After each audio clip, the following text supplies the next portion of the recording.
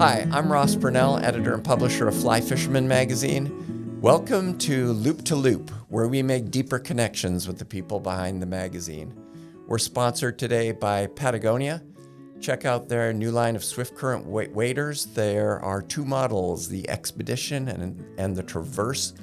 The Expedition's like a heavy-duty model. It's best for wintertime fishing or anytime you're in really rugged conditions. I've been wearing the Traverse all summer. It's a zip front with a little lighter material up top, and both of them are super functional, and they work really well with the Switch Pack series of packs. You can hook those packs onto your wader belt or onto your wader loops. It's really cool the way they work together. So check those out. We're also sponsored by G. Loomis, American-made rods. They're manufactured in Woodland, Washington, and they are fantastic. I have been using G. Loomis rods for going on 20 years now, and I have NRX Plus and Asquith and IMX Pro rods of different lengths and weights for different applications. Check them out. They are great casting and, more importantly, fishing tools. If you enjoy this podcast, you can support us by subscribing to the magazine.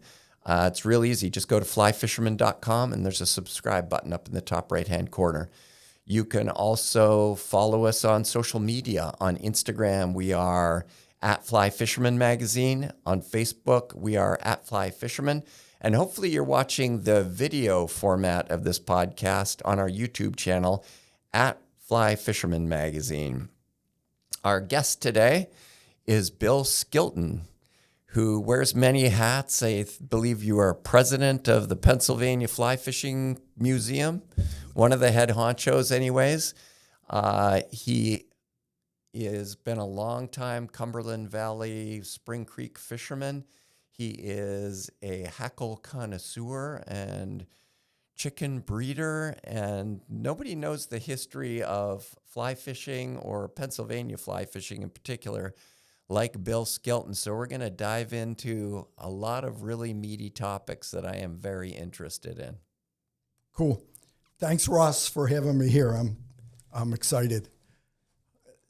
It's going to be interesting. I while we were setting up, I hesitated to ask a lot of questions because I have a lot of questions that I want to ask, but I want to do it on camera, so I didn't get started too early. So where to start? I think first, just a lot of people download this podcast. They're not aware of how important the Cumberland Valley is in the history of fly fishing, and I think that's a pretty good place to start. Can you explain why the Cumberland Valley in Pennsylvania has an important place in fly fishing history?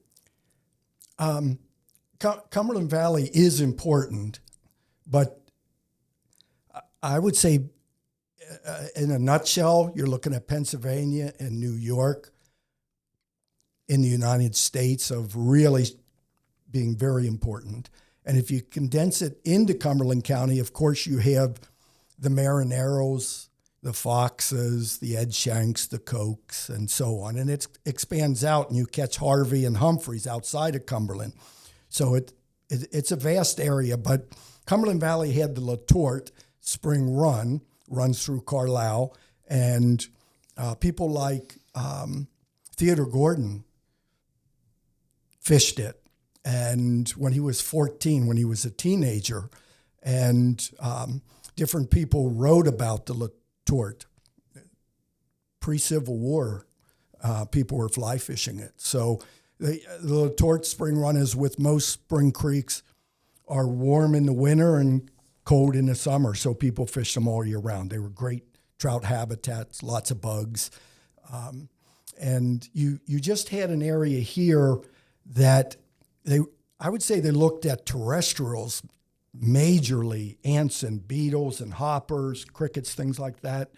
And other places, I would say they fished them, but they didn't write about them. And between the terrestrials and the midges, and people looking scientifically and writing, about the LeTort. Even Ernie Schwiebert in New Jersey wrote about the LeTort, and Joe Brooks. And the LeTort in Cumberland Valley was written in Esquire magazine and Sports Illustrated. And, I think it really revolves around the LeTort. And then you've got the Yellow Breeches, Big Springs, Falling Springs. You have other spring creeks around us.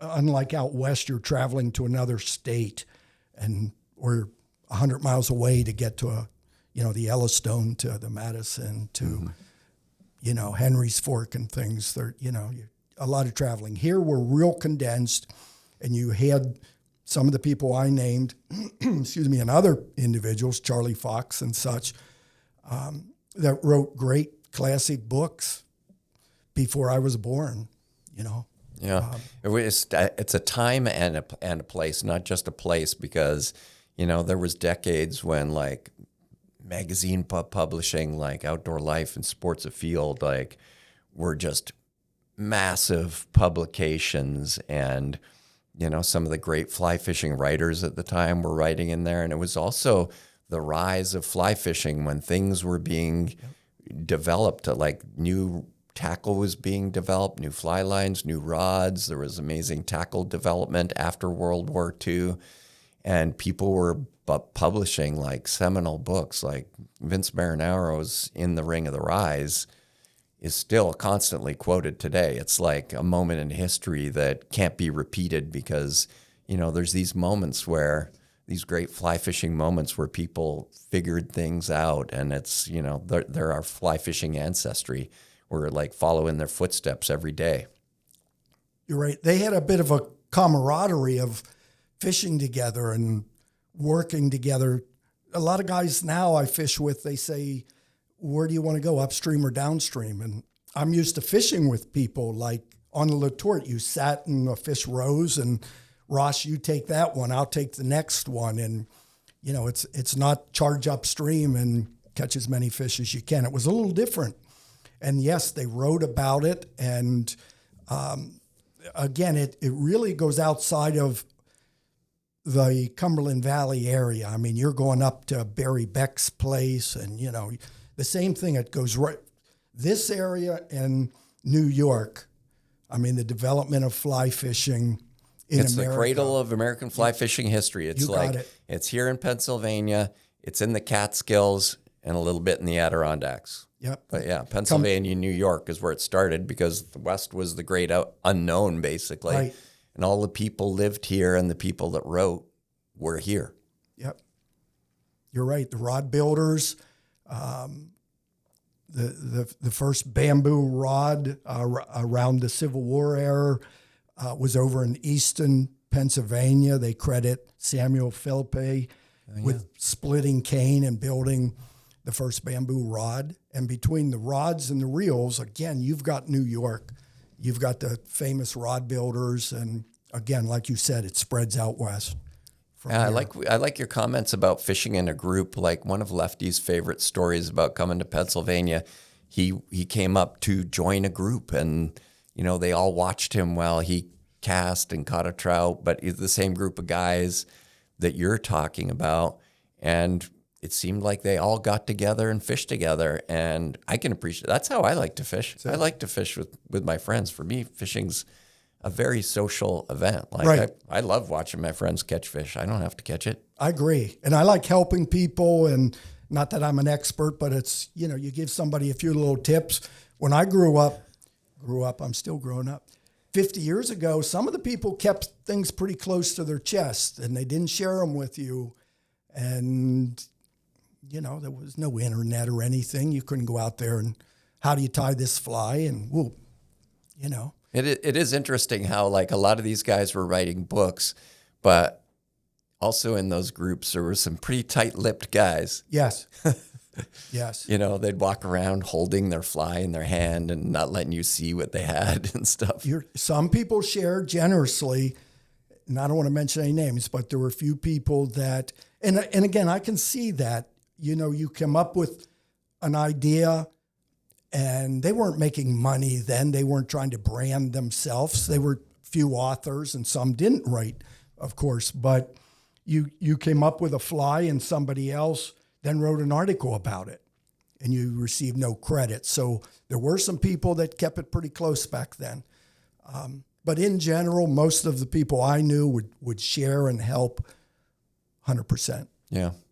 So the group of core guys that hung out together on the LeTort, who was it? Like Vince Marinaro, Charlie Fox? Like, who were guys that fished together? Definitely Vince and Charlie. Charlie lived there, and that was his backyard, literally. So he was working on the spawning beds and pruning and building benches. My great-uncle Ross Trimmer lived to be 96, and he lived right in Carlisle, and he was there all the time fishing. He was in Charlie's books and Vince's and numerous other fly tying books and fishing. So you had Ross Trimmer, you had Charlie, and you had Vince. Primarily those were the three. Ed Shank came along a little later, and Ed Koch. They were younger guys. And they started a business in Carlisle in the 60s on Franklin Street. And it didn't do well. They didn't put a lot of money into it, but that was really one of the first fly shops in the area. And they fished the LeTort a lot. And of course, Ed Shank fished it 80 years. But again, he was younger. So my great uncle would say, "Here comes little Eddie." He was a real muscular guy, but he was a little shorter than the rest of them. And I remember Ed Shank telling me, I know he's your Uncle Bill. I hate it when he says that. So he was a little younger. People would come from outside the area, and they would hook up, like Lefty Cray, as you mentioned, and Joe Brooks. You're going back to the late 60s, early 70s. Joe Brooks would come in from Maryland also. You had Hewitt come in from New York, Edward Hewitt, and he came in the 40s, mid-40s.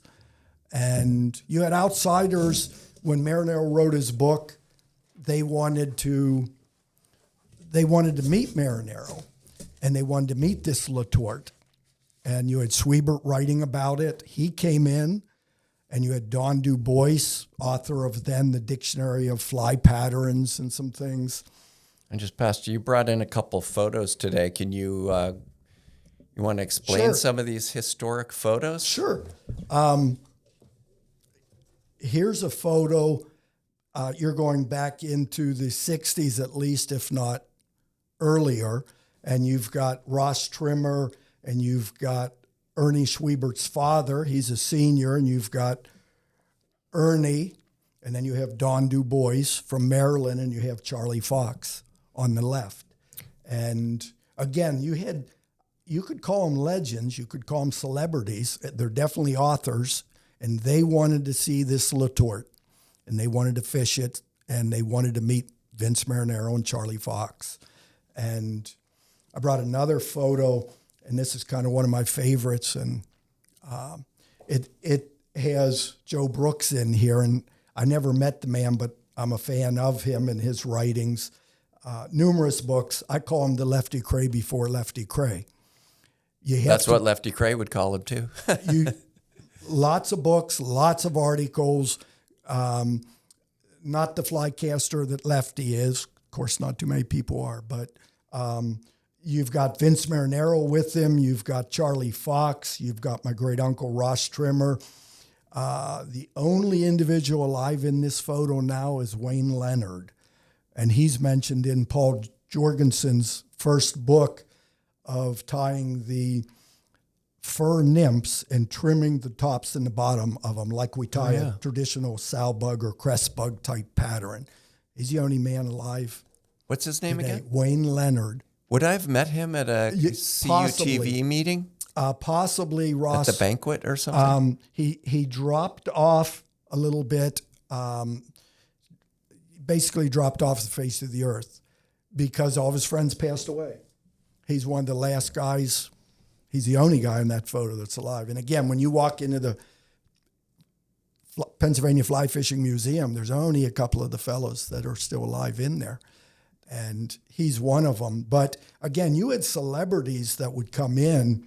And later years, of course, you had Barry Beck and people like that would come in just a few years older than me. But in those days, you had groups of men that fished it that didn't write, like my great uncle. So they don't have a place in history necessarily. They're mentioned in some books like Clyde and Doc so-and-so and things like that. And that's it. They get kind of lost. But they were regulars. Yeah. But they're not the book authors. It kind of reminds me of like A.K. Best. He never wrote a book, but he was always in the books. You know, I've heard people talk about Russ Trimmer a lot, and, you know, he didn't write stuff, but he was widely considered one of the best fishermen on the LeTort. Lefty Cray said it on video several times, the best fisherman of all of them. And he had a salmon camp on the Miramichi, and he eventually sold that to Charlie Fox, but he would go up there. Joe Brooks would go up. He would tie flies for Joe. And that, can I tell an interesting story? Kind of humorous. I love interesting stories. Kind of humorous. He was good friends with Joe Brooks, and Joe Brooks didn't want to write any longer. He said, I want to stop. And I think it was Outdoor Life he was writing for in the late 60s at that point in time, but regular column every issue. And he said, I'm tired of it. I'm done. He moved out west and said, this is my last story. This is it. I'm done. And they said, Joe, we have a contract. And this is Ross Trimmer telling me this. And he said, you got to finish up. And he said, no, I'm done. And he said, well, our solicitor will be in touch, basically, to paraphrase it. And he said, okay. So the next issue he sent in, he hand wrote it on toilet paper. And he sent it in to him. And they sent him a nice letter saying, okay, we're going to discontinue the contract. And that's exactly what he wanted. They weren't interested in translating from the toilet paper parchment, huh? Yeah, that's a good strategy. I wonder if I could use that sometime. So, yeah, Joe was a celebrity. As you know, he was on TV and with Kurt Gowdy and things, and he really was a heavy hitter. Yeah, but the LeTort at the time was just people, if they weren't from here, they came to fish it because, like, this area was sort of the center of the fly fishing universe for quite a few decades. Yes. Are those photos you showed, are those from the Pennsylvania Fly Fishing Museum, or are they part of your collection? They're part of my collection. A gentleman named Gene Utek, a local game warden, who was involved in an excellent fly tyer and fisherman with these groups of individuals. And he's deceased now, but good photographer. And as I mentioned there, the one with the Sweeberts in it, Norm Shires and Jim Guilford used that photo. I believe Stackpole published that book, Limestone Legends, the Harrisburg Fly Fishers Dinner group. So they used that photo, but they were given to me by Gene Utek because of Ross Trimmer being in them. Yeah. Speaking of your family members, you got an Orvis connection too, didn't you? I had. Who is Tony Skilton? Tony Skilton was 10 years older than me, and he passed away when he was 39. But he knew Ed Koch, and he tied flies for Ed Koch at Ed Koch's in Carlisle, and then Yellow Breeches a little bit. But he ended up meeting Joe Brooks down at the Maryland Brotherhood of the Jungle Cock, and Joe Brooks referred him to Orvis. And then when he was in high school, he was tying for Orvis. He went to college, taught school a couple years, and then went to work for Lee Perkins at Orvis. And he loved it. He became the director of the material department, fly department, and then the director of the fly fishing schools. And he passed away in 86, same year as Vince Marinaro. Okay. But he was director of the fly fishing school down there at Orvis. And I remember, many, many decades ago, Joan Wolfe published a story in Fly Fisherman magazine. She quoted him a bunch. He was a nice guy. That story. I worked when I was in high school for Ed Koch at his Yellow Breeches fly shop in Bowling Springs, and I would be a bit of a prankster. And he would say, "Why can't you be nice like your brother?"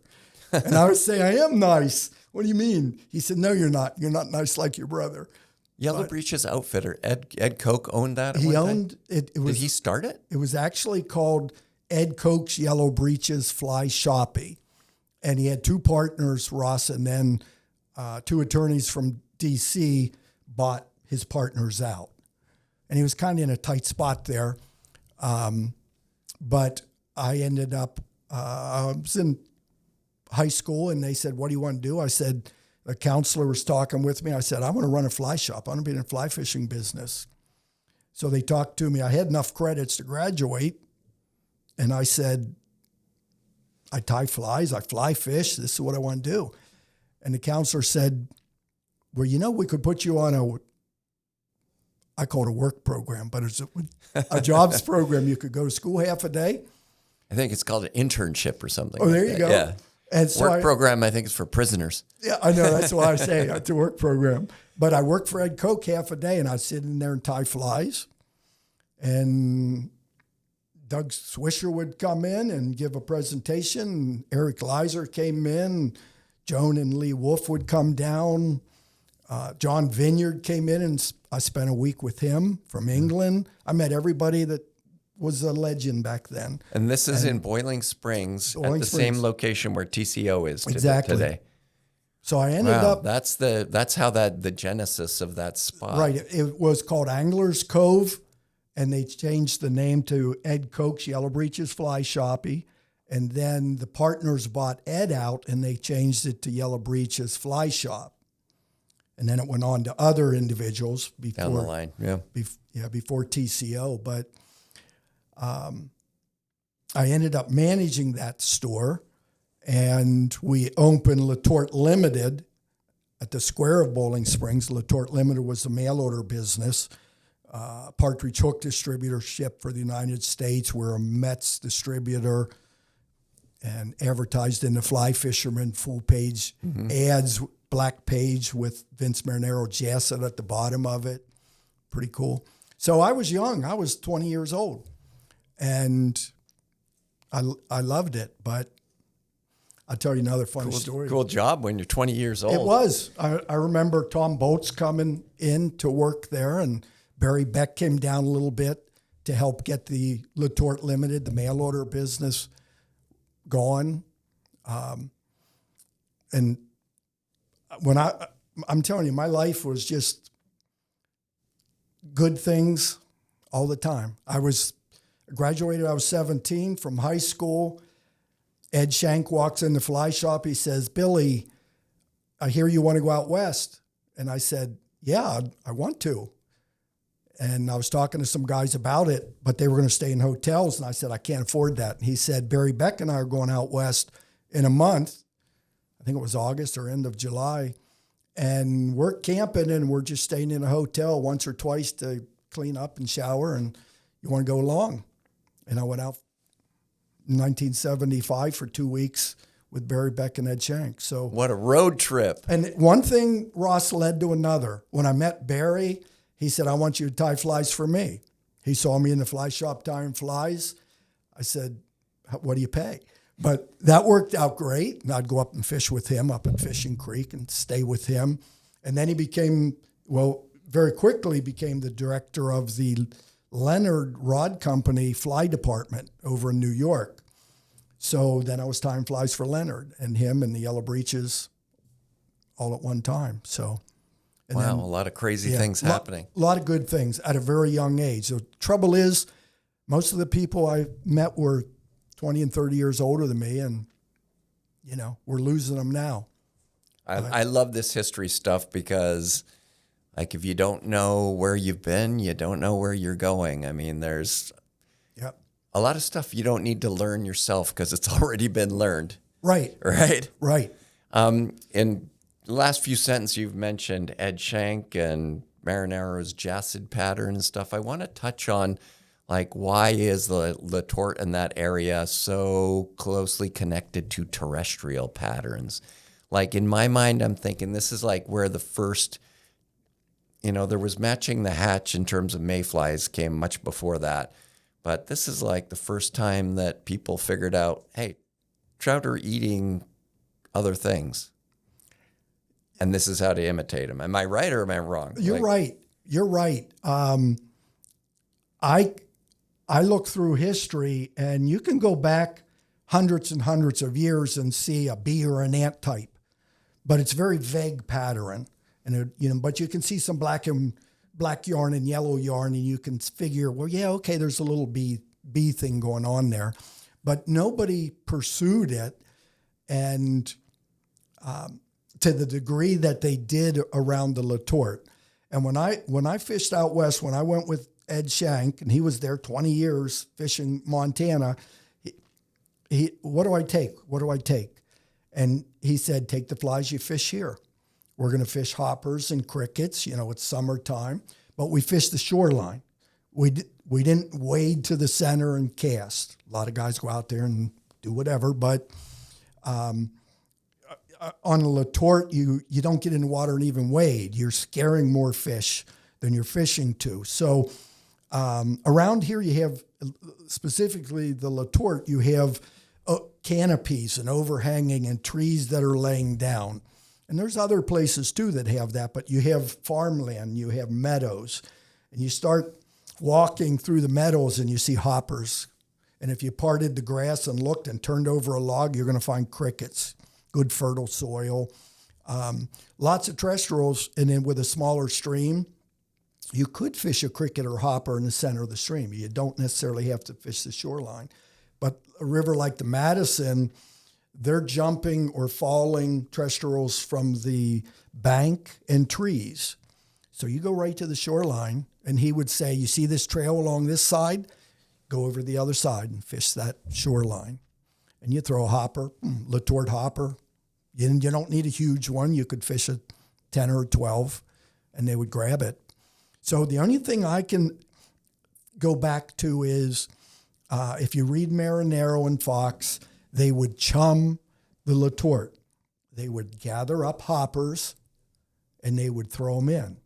And Ernie Schwiebert and Ross Trimmer and the rest of them would be fishing to the brown trout that are grabbing the hoppers. So they would have them in a jar. Somebody would go upstream, throw them in, and a 6-pound brown trout would grab it, and then they would try to match the hopper and put it in front of the trout.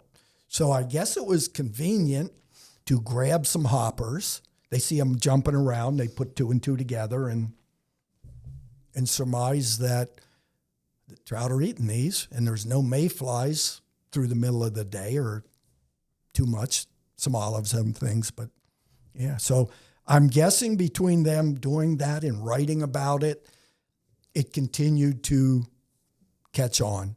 And the ants and the beetles, the Jassid and Shank came up with a beetle, and you had John Crow come up with, the crow beetle, and, Pennsylvania really popped on the terrestrials. Yeah, and they work everywhere. Like, right. Getting back to the LeTort hopper, I grew up on the Bow River in Calgary, Alberta, but first 10 years of my fly fishing career, the biggest fish, the most fish I caught on dry flies were all on LeTort hopper. And at the time, I didn't even know what the LeTort was. Right. Barely even knew what that meant in my mind. But I read the old books and figured out this is a pretty easy fly to make, actually. Yeah. And it worked like a dam on any river in the West. And there's actually more hoppers out there. I mean, right. LeTort hoppers caught way more fish outside of Pennsylvania than it has inside, but it came from there. Right. You're right. You're splitting hairs, but the LeTort hopper Ernie Schwiebert came up with the design. Oh, Schwiebert did. Okay. And in Fishing Moment, I won't quote the book, but he mentions Ross Trimmer as naming it. He said, "What should we call this?" And Ross said, "How about the LeTort hopper?" And they went with that. Excuse me, Ross. The big difference between that hopper and the Ed Shank hopper is when Ernie did it, he did a floss body, and he did a flat wing like this over the back, or I'm sorry, a folded wing over the back. So it was like a wet fly wing. Looked like a little miniature muddler. Mm-hmm. And the best picture, you can go back into the Orvis catalogs in the early 70s in a few years, and you'll see that LeTort hopper. And Ed Shank came up with one where he ties a flat wing and a fur body, and he spins a head, and it's a bit of a muddler shape, but much more hair on it. And he actually calls it a Shank's LeTort hopper. Shank's LeTort hopper, okay. Yeah, being involved with the museum and both of those individuals, I kind of like to clarify that when I talk about it. And Ernie Schwiebert, you've met him. It's a different brain. Just, he's out there on his own and excellent writer and speaker. And I have something in the museum where he was talking about the hopper and the cricket, and then Ed Shank came up with the black cricket.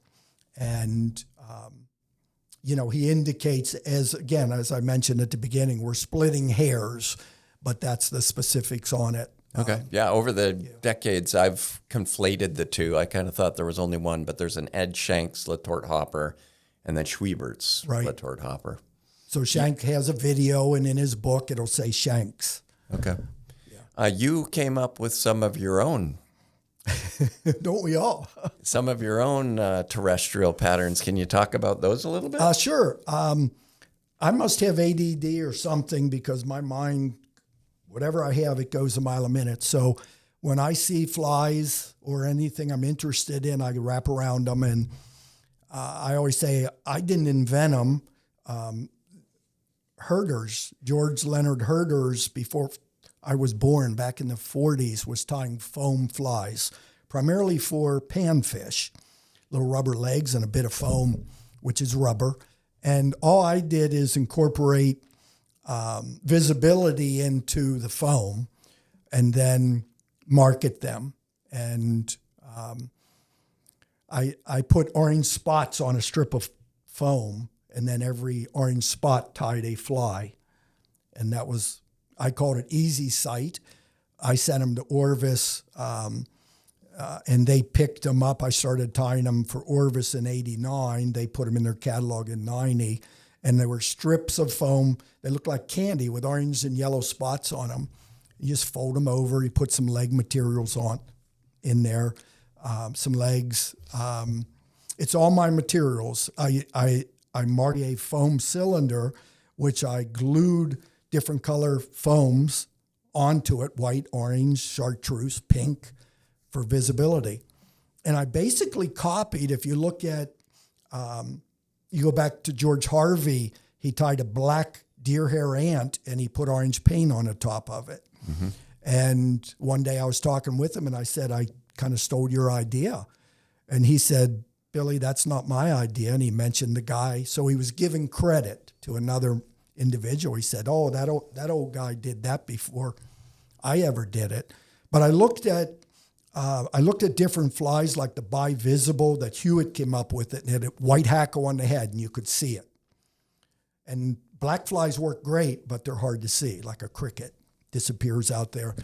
So all I did is incorporate something in. I had a punch machine. I could punch out the bodies. And so I took other people's ideas.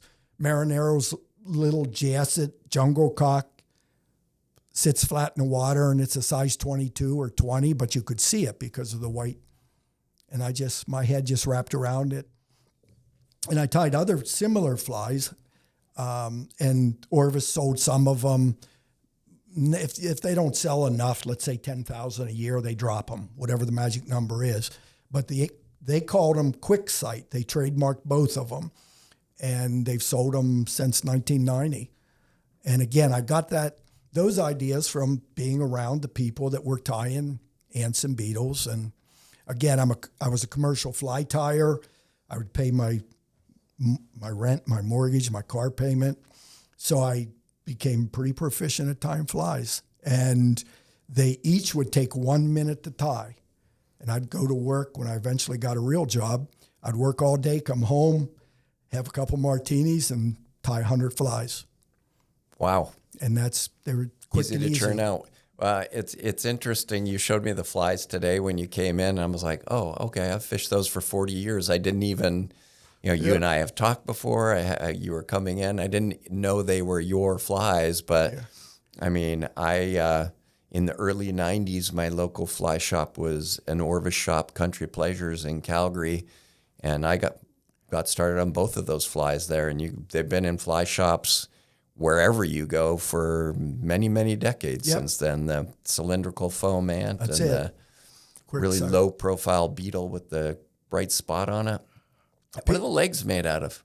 The legs are my material also. Basically, not my idea. Another fly tyer from Barry Beck gave me the idea. But basically, it's liquid plastic put on sewing thread.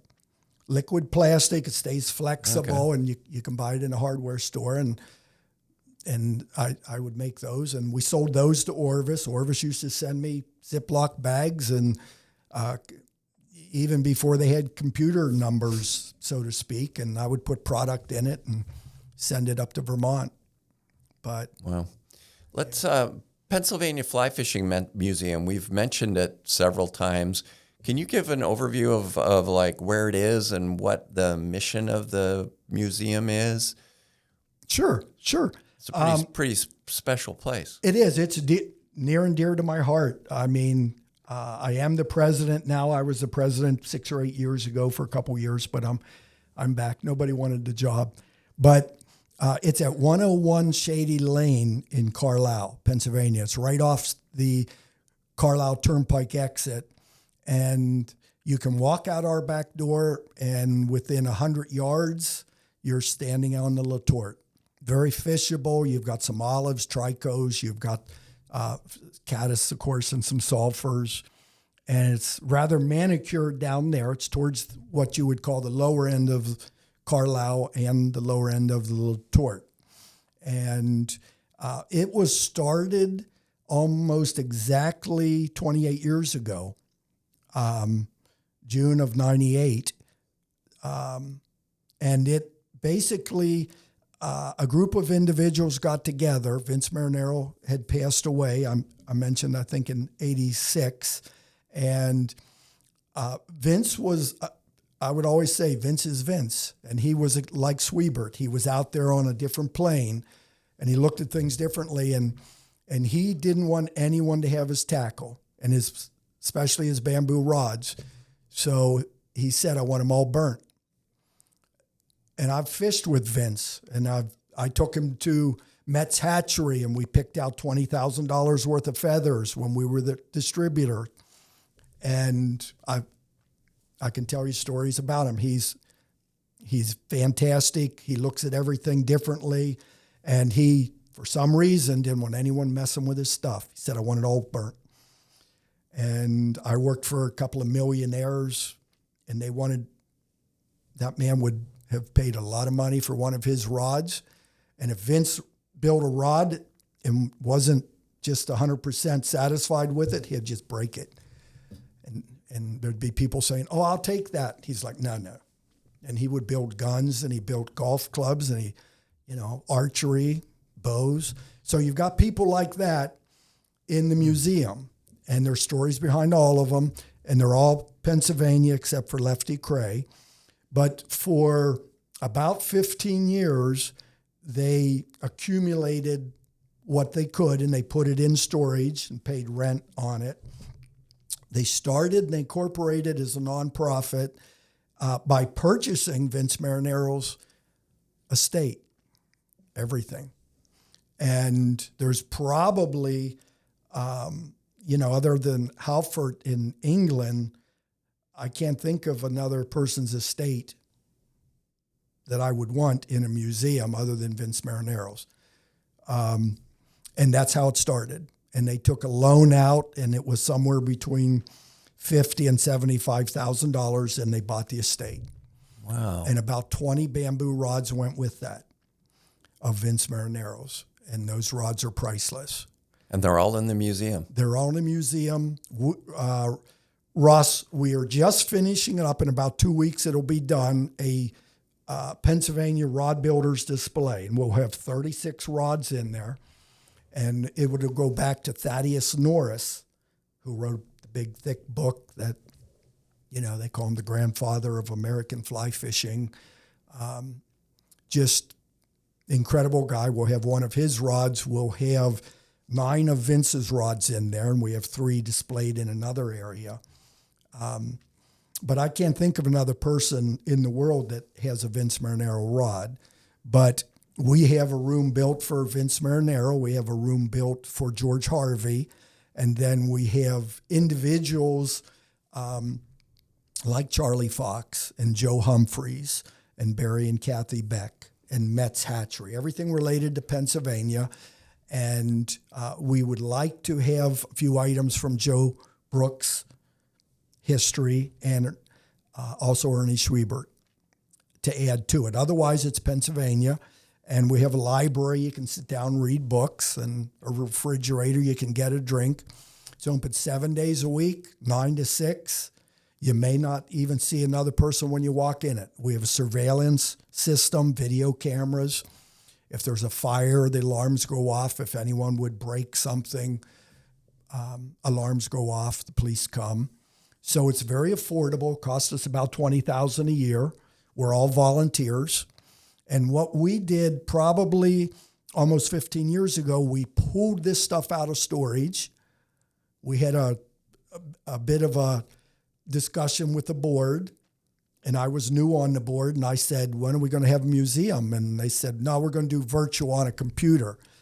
And I said, I'm leaving in a year when my term's up. I've got a family, I've got business, a real job. I can't do this. But a few of the people dropped off the board, and we got a few new people, and we said, let's build it. So everything in it we built, all the oak cabinets, everything has glass, covering. We started at Allenbury initially. Within a few years, then we moved to Carlisle, right on the banks of the LeTort. It's a beautiful thing. Anybody comes to the area to go fishing, they should definitely check out the museum. It's a big part of fly fishing history. You don't have to be a member, but that's how we get our money. My buddy Joe brings cigars on every fishing trip, so there's one special night where we can sit outside, pour a whiskey, look at the stars, smoke a cigar, and swap fishing stories. We've done it in Patagonia, Mongolia, Bolivia, and all around the world. Joe is obviously a hell of a nice guy. The cigars are just one reason he's invited on every trip. This holiday season, be more like Joe. Give the gift of premium handmade cigars from Cigars International. They have the largest selection, the best prices, and customer service that's second to none. They have free shipping every single day. No minimums, no limits. Just shop, check out, give a great gift. Whether you're shopping for a seasoned aficionado or someone new to cigars, Cigars International makes it easy with expert guides, staff reviews, and advice. Don't forget the accessories and humidors to make your gift unforgettable. Get 20% off your order when you use our code FLYFISH at checkout, or just go to cigarsinternational.com/flyfish and the discount code will automatically apply. Okay, so you mentioned some of your other businesses like fly tying. You're buying and selling bamboo rods, taking care of the Pennsylvania Fly Fishing Museum. But the thing that I know most about you is you're the hackle guy. Some people might say that. Yeah, a hackle guy. Yeah, I'm a small hackle breeder. You know, one of the beautiful things about fly fishing is that we talked about making bamboo rods. You can make your own rods. You can make your own flies. But I think, man, if you're growing your own chickens to make your own roosters to make your own flies, you've reached like the highest level of this game. Like you're creating everything. I know what you're saying. It may not be all good, but you are jumping in with both feet. How did you get started raising chickens for hackle? Go back to, I was probably in 10th grade, and there was somebody who raised show chickens that I knew, and I went up and spoke with the man, and he gave me a few birds. And my father said, your brother was up there talking to him years ago. And when he found out he was a fly tyer, wouldn't give him any birds, wouldn't sell him any. And nice of him to do that. But he gave me birds. And back then, Ross, you would get, they weren't called fly tying birds. They were fly tyers, we call them dun and grizzly, and we give them names, brown and creams and gingers. But they're real, to a chicken breeder like this individual, a grizzly like you have to the left of you there, that's really a barred Plymouth Rock.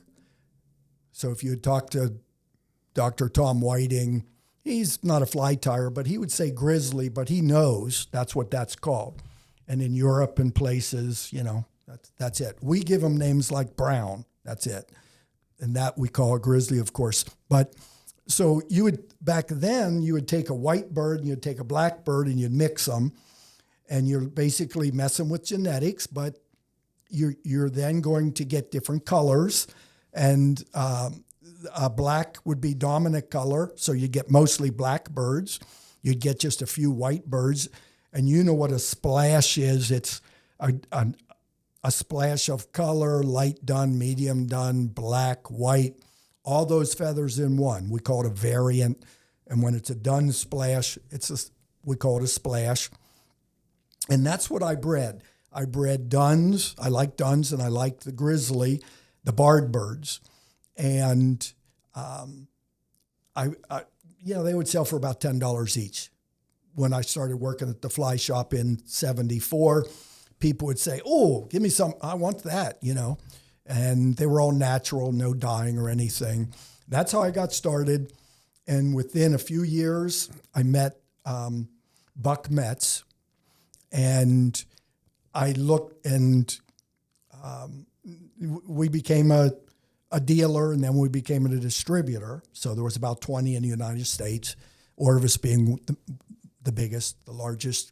And I saw his birds, and I thought, my birds are crap. And his are so nice. And I got out of the business because literally, between you and me, I could buy them at wholesale. And being a distributor, we got them even better than wholesale, so I could get them so cheap. And when you run the numbers of feeding a bird, right now, it's about 10 cents a day for a bird. So you got $35 or so in a bird. You're keeping it about 10 months. So people don't think of that when they say, I want to have birds, but when you start buying feed and feeding them without your time or anything, you already got 10 cents a day in it. So I put two and two together, and I said, geez, I can buy all these, and his duns are beautiful, and they're all nicer than mine. So I got away from the breeding. And I was away for about 15 years.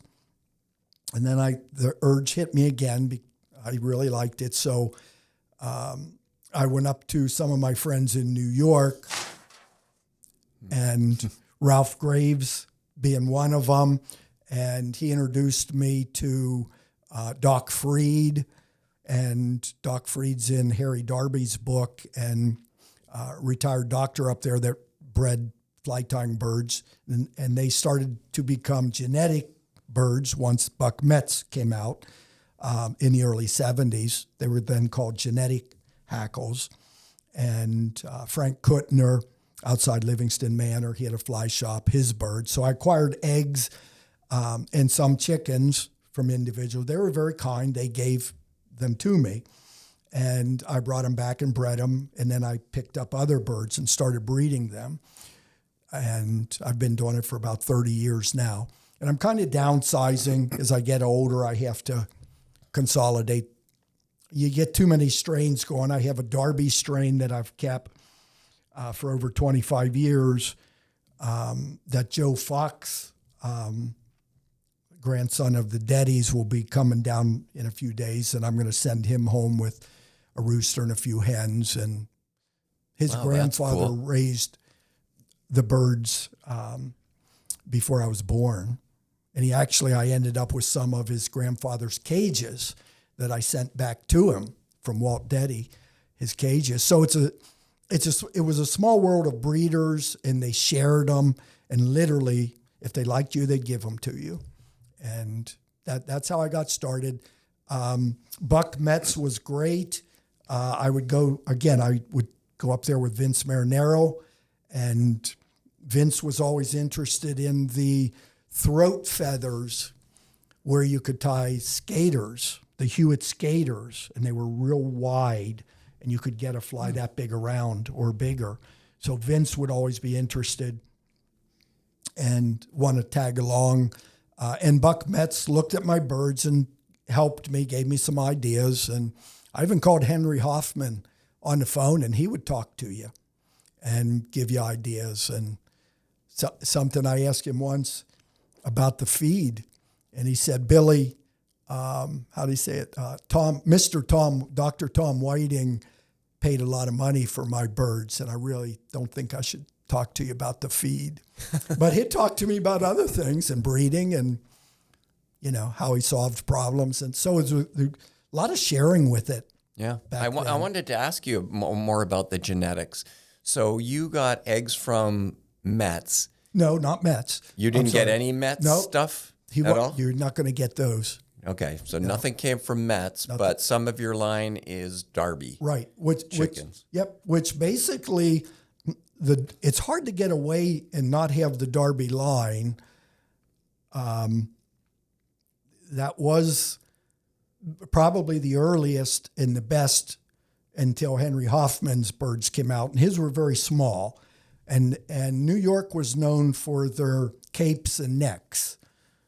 They didn't have saddles. And when I pull this bird out, he won't have a saddle, but that's because I removed it. But they bred for their capes. And Metz did the same thing. He bred for the feathers on the back of the head. And really, right before Buck Metz sold to Umpqua, I think that was Dennis Black back then, he just started the micro saddles, which were basically longer feathers and short fibers. But prior to that, it was pretty much for the capes. So you weren't even making money on the back, but you could get tailing material on the throats. You had nice long fibers. A lot of the genetic hacklers you look at now, you won't have that. You'll have the long, skinny feathers, and it'll be from their head the whole way back to the tail. And it's kind of changing. So you have to look elsewhere to get some of those longer, let's call them throat hackles or spade hackles, what the dry fly tire wants for his tail. They're still on some of mine that we can look at here, but mine aren't as good as theirs, and that's why I have them. So I don't care if the feather's this long. It can be this long and be a better quality. Well, you mentioned you have a rooster here with you. Let's magically pull him out. Let's get him out. All right.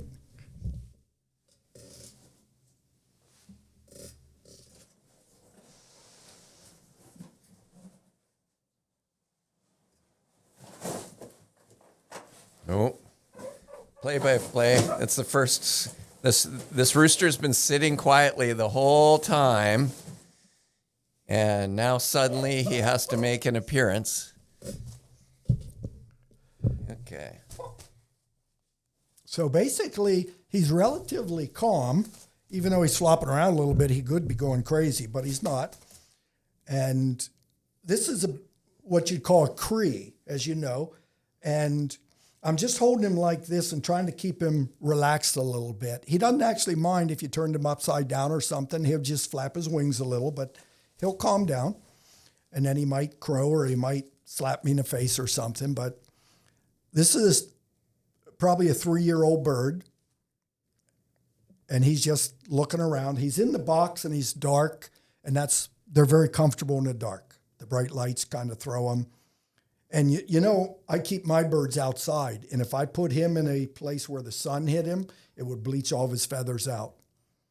So if you took a dark dun cape and just put it out in the sun, weeks go by, that would just bleach it out. Ultraviolet does a lot of things. Yep. So you mentioned that this is a breeder. So he's breeding all your hens.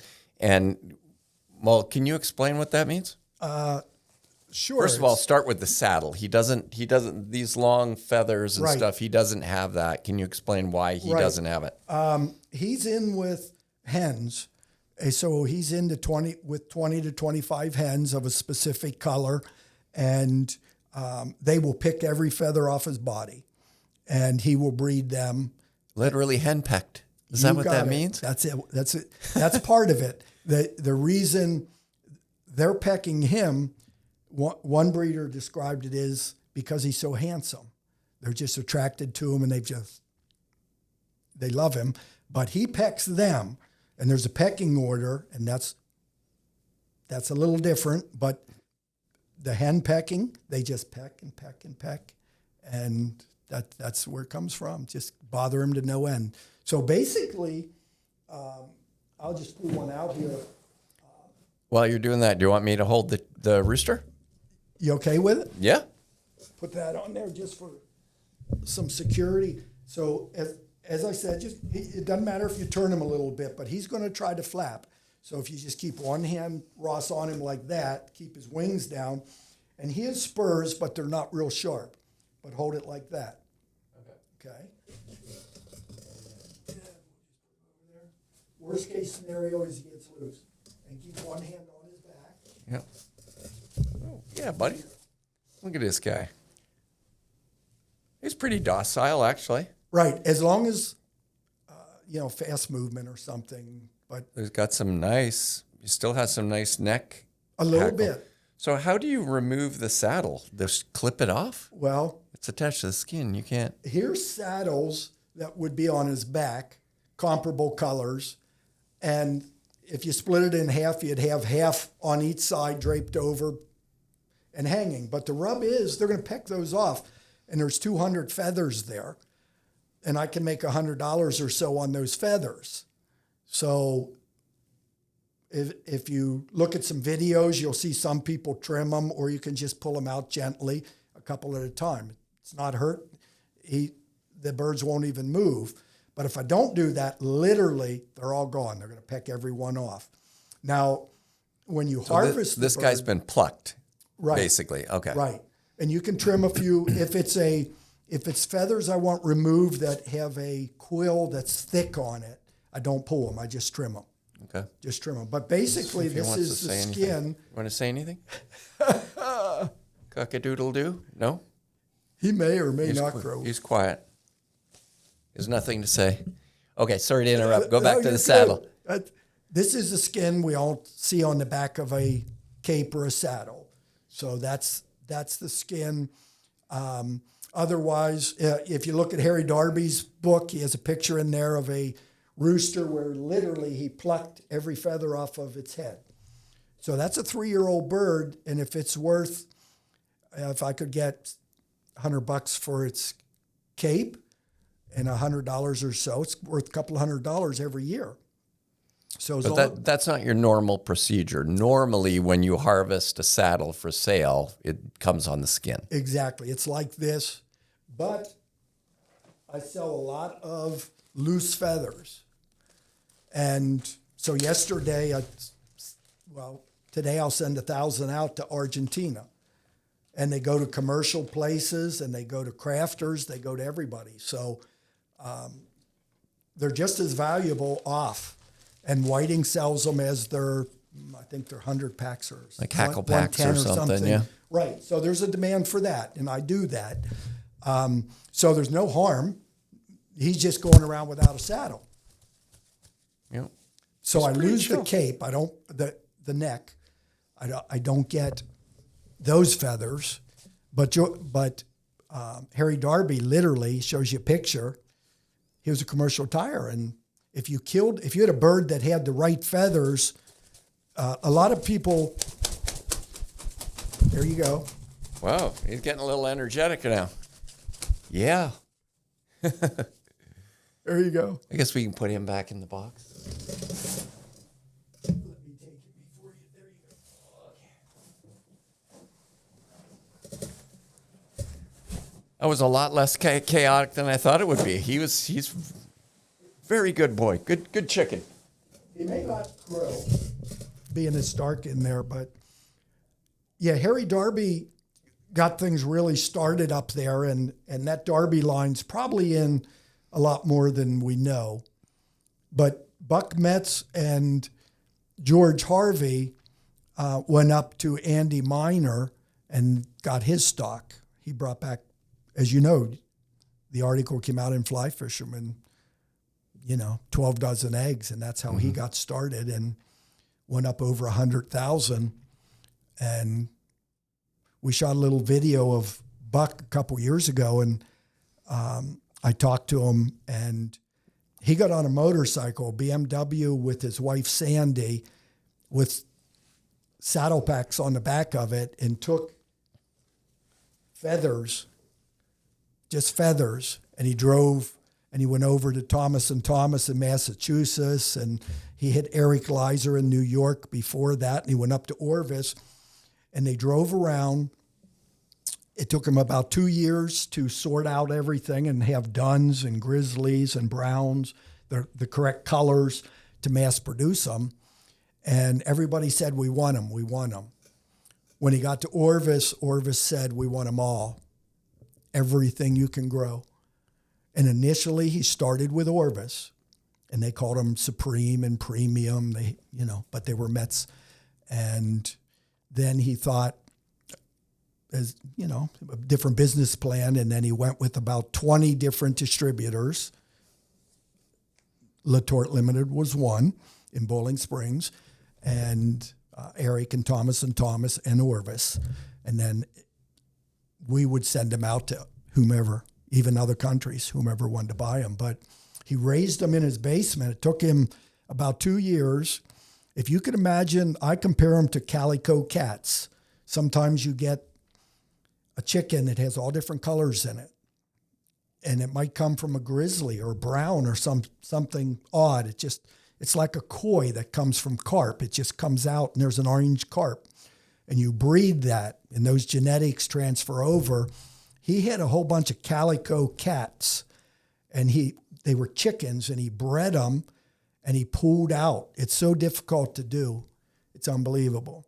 And I'm not smart enough to do it, but there's probably very few. But you go to school, Ross, you go to college to learn the genetics of breeding cattle, which is only a couple of colors, 3-4 colors. That's it. So imagine it's almost like our grandparents and so on, and then suddenly blue eyes appear or something, or red hair or something. It's way back, but you can pull that out. Yeah, and it's Tom so Whiting complex. can do it.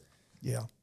Yeah, And that's what Buck Metz did, and he started everything. Harry Darby was on a different playing field. He had hundreds of birds at different farms, and people wanted them.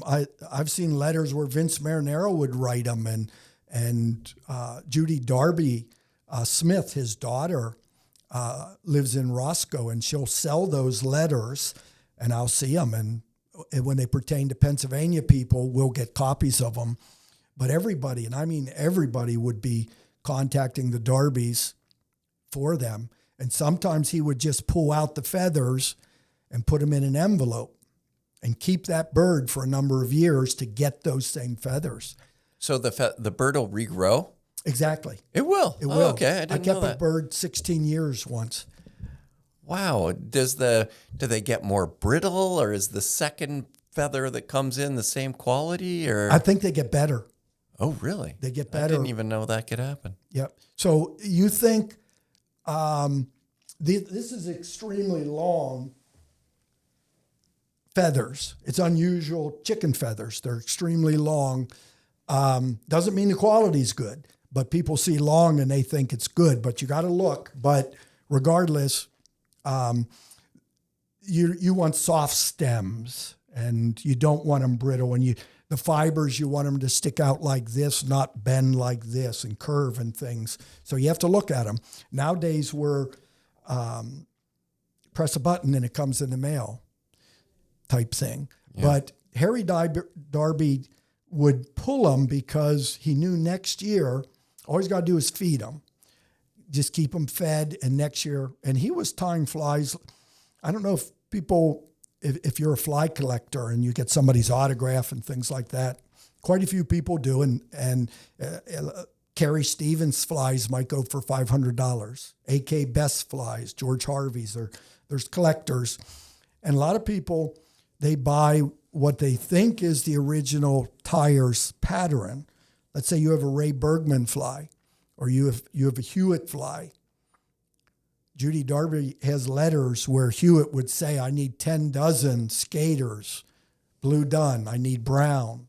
Ray Bergman, and he'd put his order in, and Judy's parents, Elsie and Harry, would tie those flies. Oh. And so you have to be careful, the Providence, when you're buying that kind of stuff. There were commercial fly tyers even 75 years ago and beyond that were providing those people. And,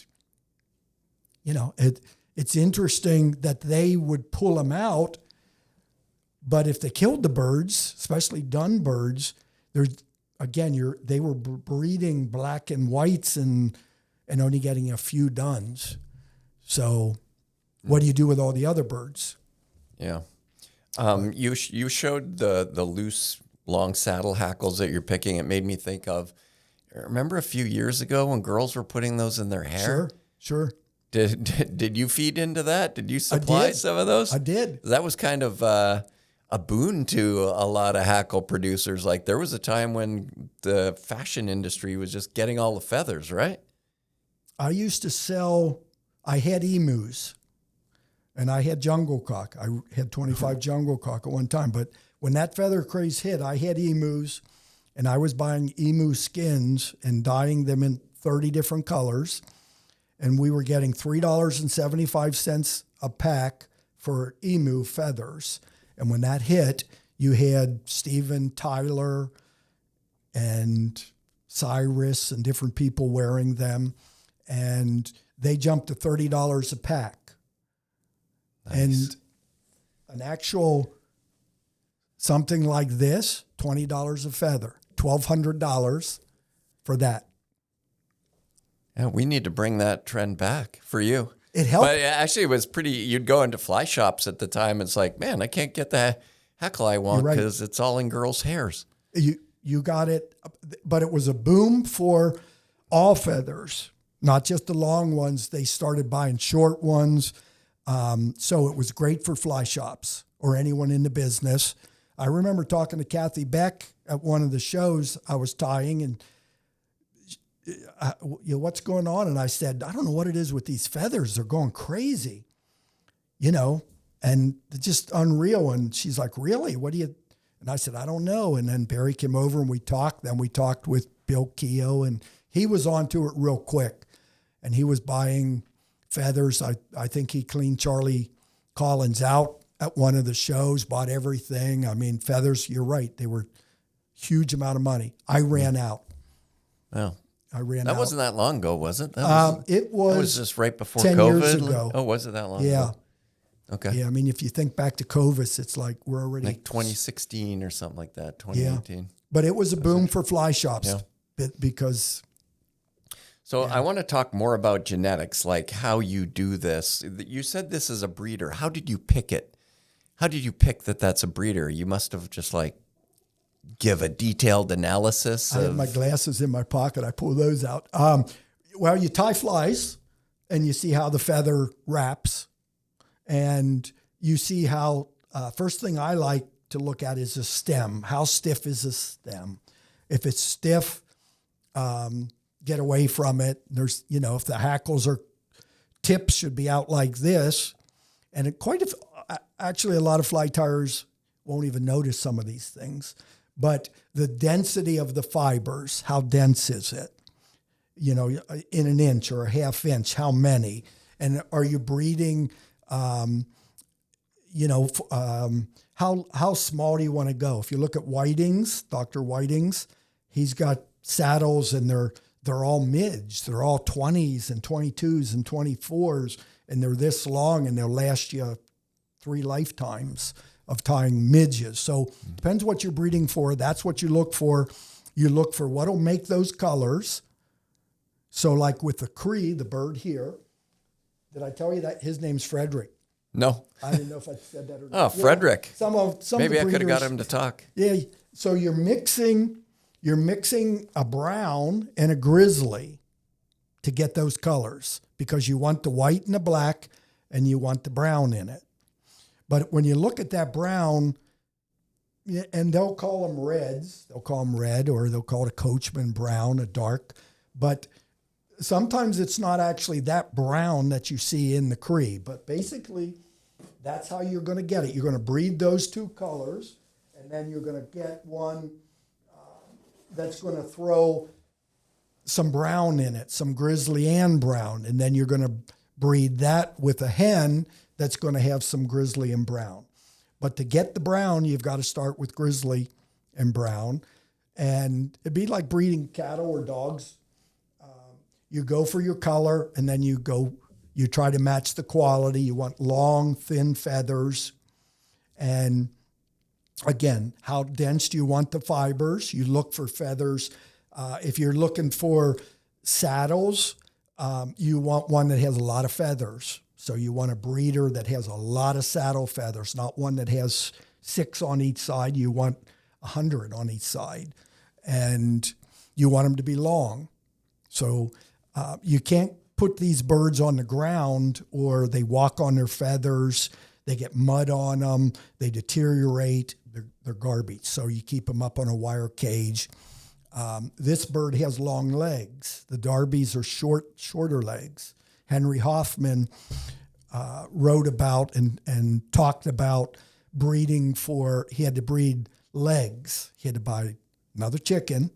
He found a great chicken at a show, and then it's like, okay, but now the feathers are too long, and they're walking on them.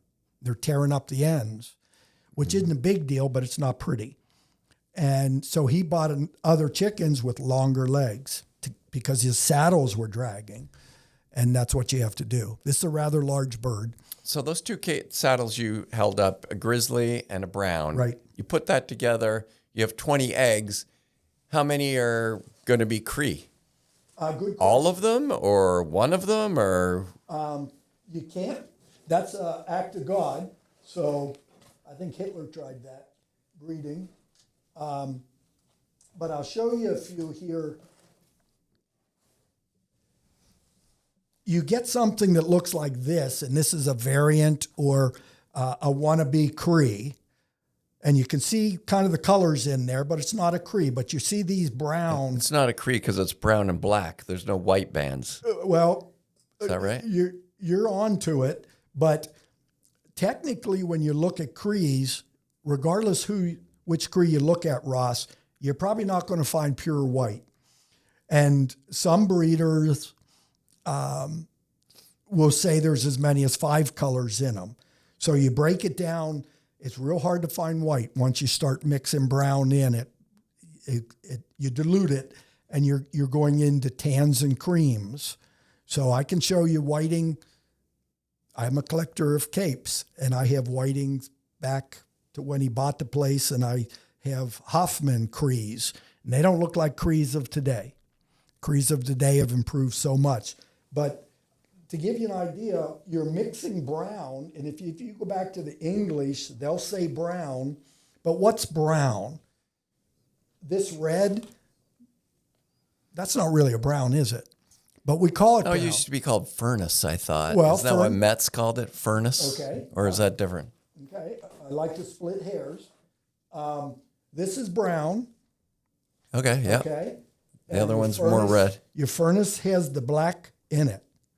Oh, Black okay. in the center, like a badger. So a silver badger and a golden badger has a black center, and that's what a furnace. So we call it a brown furnace, or you might call it a red neck. So I brought a furnace along. So they have the brown centers. So what you want is you got to pick up some of that brown. In the first one I showed you,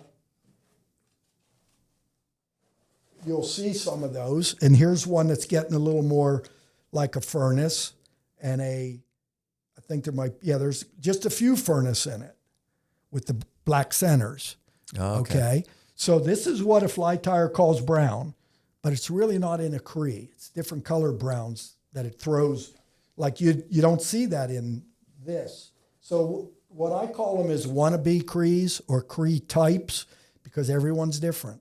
And not every, but This is a oftentimes, wannabe Cree? wannabe crees or crees. Some guys would be very happy and they would call it a cree. This is a wannabe? Well, This is not actually Cree? again, Let's get picky. get Is anyone more picky than fly tires? I mean, we're taking urine-stained wool from the testicles of a ram just to get excited about this. there you go. And Vixen Fox. This is beautiful though, but that's not a real Cree, huh? Well, again, we're splitting hairs. Here's the one I wanted. This picked up the furnace, and I like that because that gives me more black. This one has better white banding in it. There, see, now you're getting. That's what you got to do. So now look at this one, and what do you think of that? Probably the best Cree example on a darker side. Some of the others you had there were lighter, but you see the brown in it. It's not a red brown, is it? No. It's a brown, like anyone on the street would call brown. This is making my mouth water, actually. I would love to tie some. So that's what you breed for. But to get to that, you got to go through all these wannabes, and only 1% will be like this. It's interesting to me, not every feather, like you look at it and there's like, you hold out, like this feather's just brown. Yep. And half of them will be brown. Actually, it's half. Yep. It's brown down at the base and then gets grizzly out. You got it. So you basically... We're dealing with natural products and wild animals. You got it. It's right. It's not a production line. Everyone's a little different. And some people, again, they look at it and they say, oh, wow. And I look at the feathers. If you're tying 16s, where are your, let's call it a sweet spot? The ones we use, are they six? How many are there? It might be full of 12s and 14s. So but again, can I see that one? People look and it's kind of like we eat. We look with our eyes, but you really got to touch it. You got to look and see how dense the fibers are. Do they curl? Are their stems stiff? And there's name brands. You're pretty safe, 100%, I would say, buying a whiting.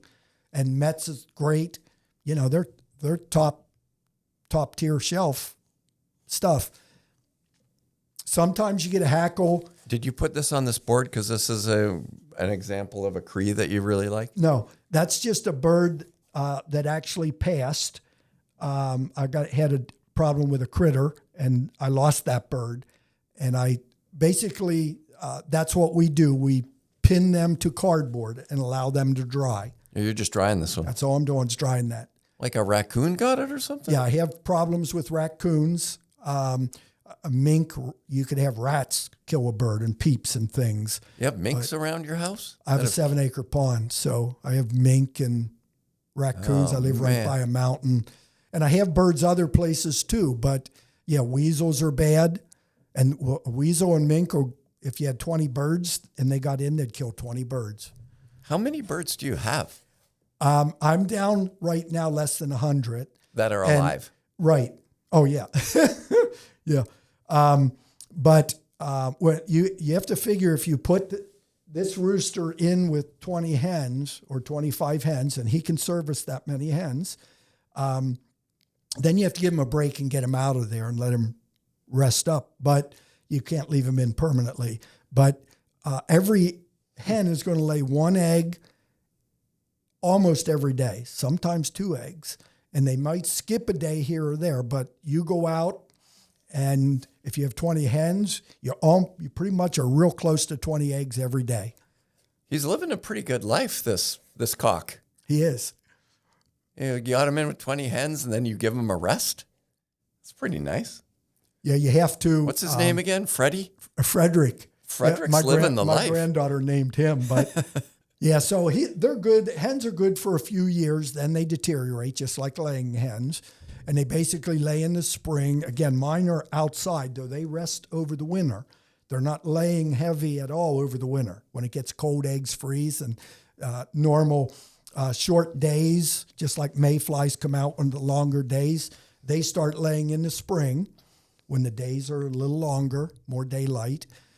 So with Dr. Whiting, they're inside, they're controlled by lights, and you can kind of pump eggs out and 24/7 all year long.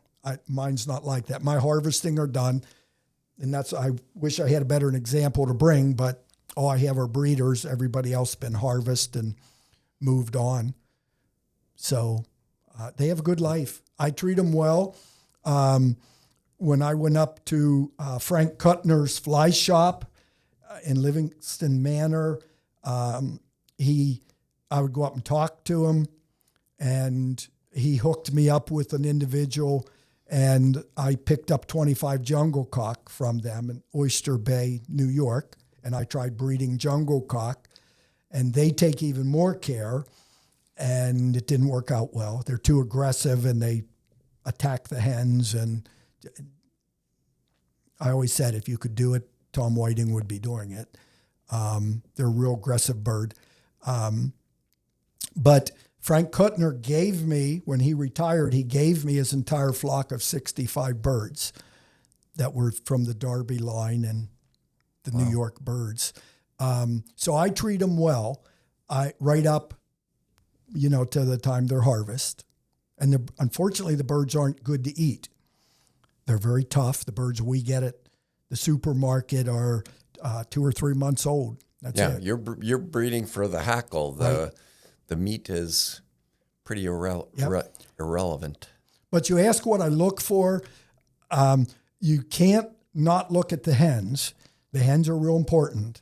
And the hen's real docile and would sit here and not even move. And you can pat them, and they're great. They'll be the first one over to be, friends. But you want a hen, you want a narrow hen feather. That's what you're looking for. And some people never get that, and they don't really improve their flock that much because they don't look at the hen that closely. But the hen's real important in it. So mostly with your flock, correct me if I'm wrong, you're selecting for dry fly hackle. Right. I think it should be said that there's a lot of different kind of poultries, and even with hackle, I mean, Whiting has a whole thousands of birds in big sheds that are just trying to get really wide, webby saltwater hackles, because that's a thing too, to have big wide ones. Breeding just the hen hackle for doing soft hackles and stuff.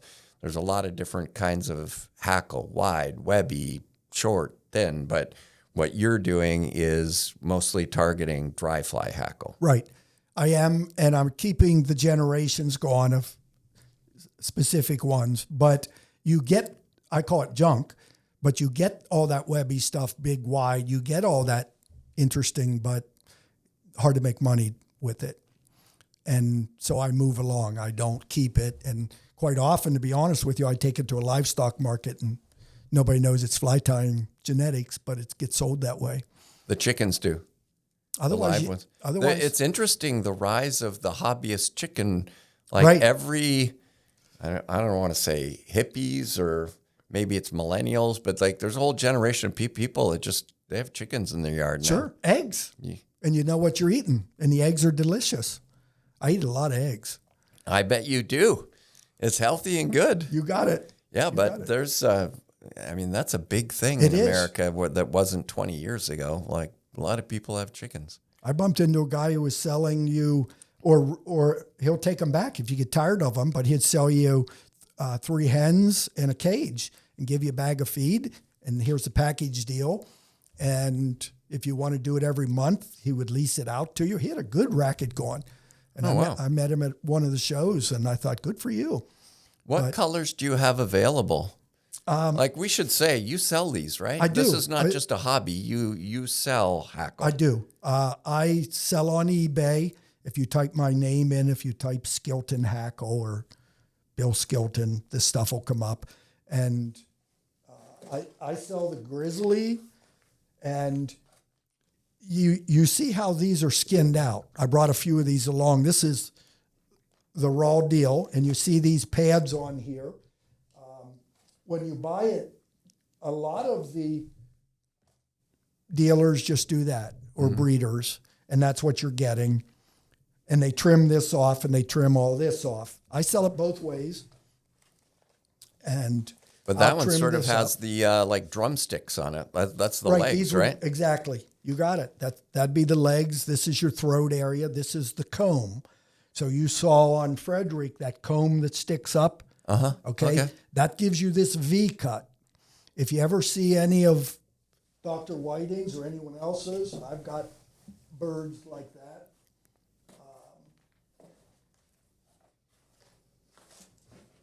They're cut straight across like this. And this is a rose comb. Okay, so there's no V. And you'll see some of Dr. Whiting's like this too. And what it looks like is my fist. And it's a big ball of cartilage, just like on Frederick, that Cree, it sticks up like this. This one is like this. It's just like a blob. And New York was big on this because the cold up there would give them frostbite. And on the comb, all these things would get frostbitten and hurt the bird and turn black. So Doc Freed in Harry Darby's book said he was a doctor and he had an instrument that he would take and he would trim the combs off, cut them off. Sort of like trimming the tail off your puppy or something like that. Right. Trim it off when they're young and it comes back as a blob. But there are birds that have that blob and it's called a rose comb. And then there's no real feathers, Ross, on each side of it. So you just cut to the back of the comb and that's what that is. Feathers, immaterial, can be beautiful feathers. They just you don't get those real tiny ones that. So do you specialize mostly in brown, grizzly, Cree? Do you do a lot? Do you have duns or? I do have duns. I have nice duns that Joe Fox will get those. And if he takes 2 of the duns, they'll be light blue duns. And when you breed those 2 together, 100% comes out light blue dun.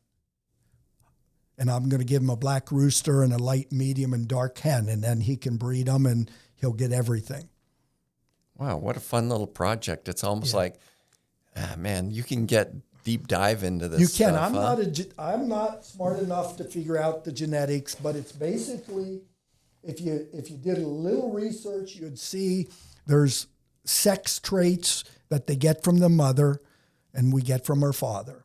Same with diseases. It could be passed on from daughter to children and so on. It's the same thing with these traits. And it's amazing because, there's what's called a shotgun approach where you could throw this bird in with a whole bunch of colors and you get a whole bunch of colors. And you get cool colors, but most breeders don't like that. It's hard to get quality. Quite often you're breeding the father back into daughters. And if you don't do that, you're not going to put the traits back in of that rooster. You lose it. If you take that hen that produces an egg, produces another hen, if you don't breed it back with him and you breed it to somebody else, now you lost track of it, of the genetics. So you might have a hen that goes over and lays an egg and that she's trapped in a little cage. And you mark that egg. You pull a pencil out, lead pencil, not a pen, and you mark the egg, A14. And you know the exact hen because she has a band on her. Okay? Shotgun approach is none of that. And you just incubate the eggs. So you keep track of the ones I want to and have to, something like the Cree. Again, the dun, the light duns, everyone's going to be a light dun. Here, if you get a rooster and a hen that throws a large percent of Crees, you want to keep them. And you want to know which hen he bred to get those Crees. And you try to breed the rooster back into his own offspring. Right, daughters. You don't breed brother and sisters or everything falls apart and the egg production goes down and you get freaky things, feather growth. And that's how you get feathers on chickens' legs and things like that. You get deformities, like 5-6 different things. Yeah, people actually breed for crazy things like that. Yeah. What is the key to success? Like, if you look at what whiting has done, That's the key. Don't you think it's the hard selection process, like picking the breeders? Like, that's got to be the hardest thing. You have to cull. You have to take peeps, and there'll be people that this is done in the chicken industry, even egg laying or meat chickens. They would, anything that has a little hurt to it, little bad leg, anything goes in a bucket. They sort them like that. They give them an ejection. They sort them that quick. If any deformity, anything, that bird's gone. They get rid of it. To me, the key would be numbers. If you had 100,000 birds, imagine the best of the best. That's the key. The best out of 100,000 is going to be a good one. And if you do that many generations, you got it. That's the key. And you had Henry Hoffman found a bird at a show, a chicken show, and it was perfect. And he started with a perfect bird.